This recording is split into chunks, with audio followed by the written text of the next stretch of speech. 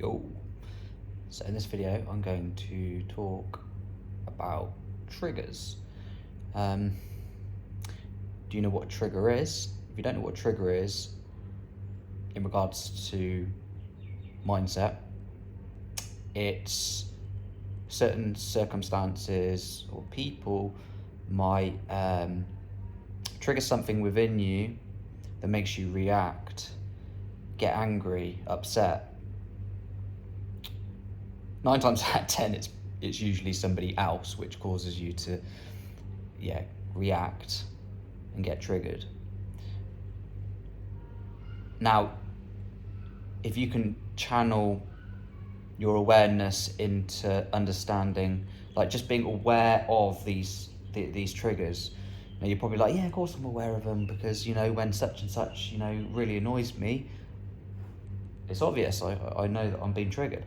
But the main thing is, are you conscious enough about it that you're regularly catching yourself and actually working on that trigger, identifying it as basically like some part of you that needs healing?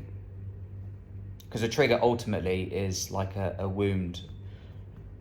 It could be from childhood, at any point on your journey. It could have been something that's developed within you. And like, for example, like one person might become really reactive to a certain thing, or say, your dad might bring something up about you not being where you said you were going to be, for example, with your business. Like, to one person that might be really triggering and it might really upset you, but then to another person it doesn't even touch the sides. And that trigger stems from, it could come from your dad always saying to you when you were a child, you're never going to be successful. So your whole life you have that imprint in you, and it's a wound. So when your dad takes the piss or jokes, and I'm actually referencing a little bit about my dad in this video as the example, triggers you and you react, right? And it's interesting how one person won't react to that and the other person will. So yeah, if you are a reactive person, you have work to do. You have work on yourself, right? It's generally not the other person's problem, because like I say, like, you can respond or you can react, right? There's two ways of doing it.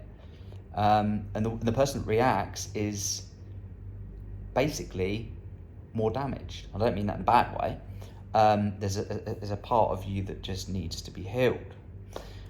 And I find it interesting. And I think if you can just, figure it out, be more aware, and sometimes even when you are aware, it's really hard to not react sometimes. But the more you try and be aware of these things, and you go, right, well, next time I'm gonna be chill, and before I bite their head off, I'm gonna take a deep breath, and I'm gonna just try and not bite, take the bait, right? Because it's so powerful. Like, I mean, I've had it so many times. Like, I'll use my dad as an example again. Sometimes he'll purposely try and trigger me, and because I'm being super aware, he'll say it, and then I can see on his face he's waiting for me to just go, Rah! But I'll just be like, oh, okay, cool, or just look at him and smile. Nice. And then he's got it, because he's like waiting for me to bite, and then he's like, oh.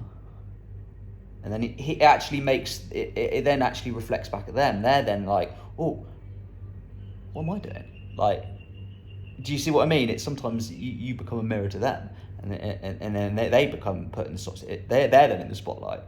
So there's a power to it. You can flip it. But yeah, ultimately, if you want to grow, I think working on your triggers, but also working on how judgmental you are, because when you're judgmental to other people in the outside world, again, it's a reflection of you, because not everybody judges. You know, one person might never judge about that person, but this person judges everything about that person. Again, perception, right? But I think judging and triggers are two really good areas. If you really want to self-improve, they're two really good areas to work on yourself. So I will do more videos based around this subject in the future.